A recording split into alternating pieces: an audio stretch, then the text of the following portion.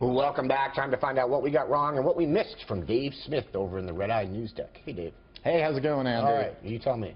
Well, you know, it's been a fun show, although a little bit of a sad one, I guess. Yeah. But that was nice what you said up top. And by the way, I just wanted to just quickly add that from doing the show regularly over the last year and a half, I've always gotten a great response from the fans on Twitter, and Red Eye fans have been great, so thanks to everybody who watches. Okay, first story, the spying thing. I am convinced to the core of my soul that they spied on Trump. Yes. I have no evidence to back this up other than the fact that the shadow government has created the biggest spying apparatus in the history of man, and the most incredible, unforeseen candidate rose up that was very anti-establishment. I'm just convinced to my core that they must have spied on this guy. Am I crazy, Andy, or does that make sense? Well, you know, the halftime thing is supposed to be about facts. Did you not see we were going to go in a different direction? Yeah, no. Did you not get my email before the show? Andy, we live in a post-fact world. I'm well aware of that, believe me, yeah. Maybe if you had been bringing alt-facts, yeah. I don't know. I think what Trump said about the wiretapping, I think is 100% false. 100% false? Yes, absolutely. Okay, but here, okay, so Trump said that Obama wiretapped him. Yes. This is how Trump is stupid like a fox, okay? Okay. Now, he doesn't know that Obama actually wiretapped him, but he's not going to get his average Miller Lite drinking NASCAR watching fan up in rage about just like, there's spying out there. It's got to be that Muslim who was doing it. You know? Yeah. Did you see the race in Martinsville last weekend? No. See, I'm that NASCAR guy, and I'm not buying it. You're NASCAR and comics? I don't think you're allowed to have both of those parts. Oh, I am. All right, let me move on a little bit.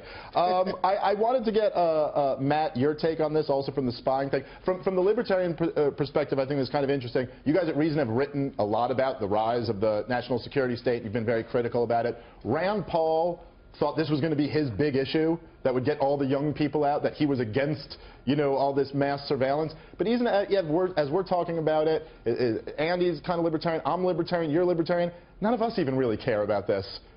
You didn't even seem to care about the issue of whether Trump was spied on. So is this going to get any traction? Well, I mean, the thing that I care about is bulk collection of people who have done nothing wrong and who don't know that they're being spied on. Right? I'm using the apparatus of the spy state and technology to snoop in our cell phone metadata, all that kind of stuff, is totally insidious. And then sharing that with the Drug Enforcement Agency and masking it and unmasking it and sharing it with various law enforcement, all that is terrible, insidious stuff, and the only way we know about it is through whistleblowers. Of all of the types of surveillance that I don't get exercised about, and this is also true during the Snowden revelations, occasionally they would say, my God, we're spying on the Germans. Right. Like, yeah. That's what we do. That's what spying is. It isn't nice. You spy on everybody. We should spy on Ruskies. So I'm not so worried about that. Yes, it is problematic when there is any whiff of we're trying to politicize the people who are being gathered on the kind of the NSA, you know what I'm talking about. Yeah, right. Yeah, correct. Thank you. Listen, no, if we're talking about spying on Germany, like, I'm a Jew. I don't care what we do to Germany. But that's like, honestly my feeling on that. But look, what Snowden would talk about a lot, and what you guys would write about at Reason Magazine, is this fear that if we have this spying apparatus and then there's ever a political candidate who is an outsider, who the deep state doesn't like, they're just going to be able to spy on all his people, get out of his cabinet whoever they want, and the idea of any type of open government is completely gone. Well, that is the thing that we're finding out in all of this. Is there such a thing as the deep state, or is that the fever dreams of weirdo libertarians who get too excited about the way steel melts? This is some idea that we're going to figure out right now. Is that spy apparatus politicized? And we know that a large part of it is horrified by Donald Trump, and it's coming out and like bit by bit going after his people. So yeah, I agree. It's something worth watching. They found thermite nuclear material in the thing. Whatever, dude. I'm not even going to get into it with you here. Hey, Andy. I know Andy's all about these conspiracies. All right, listen. I'm not making this about facts or funny today, Andy. I'm just having a conversation about spying. Yeah. So serious. I'm getting serious with it. Okay, let's lighten up a bit. Jackie, you said something that really caught my attention. This was on the next topic about gender equality. You said, and I quote, women are inherently better in the home. And I got to say, I agree with you. That is very hard to argue with. But that doesn't get said a lot these days. No, it doesn't. But I mean, you have to recognize that women are just, like I said, we're nurturers. I clean up way better than my husband does. I'm better at making my meals. And okay, let me rephrase that. Guys are really good too. I don't want to sound sexist in that way either, because that really bothers me. No, but you're not. You're just being honest. But somewhere we like took that's how honesty God made me. You know what I mean? I'm just like that. And I think it's cool that we're starting to see that we're different, but we're equal, and that's okay. We all have different things that we're good at, and he's got his thing. So yeah, I think you're absolutely right, and it's a weird thing where it's kind of politically incorrect to say, but I think every reasonable person knows it's true, kind of in the you just don't want to say it. And not to say that there's not like some exception to that rule, but generally speaking, it's pretty true.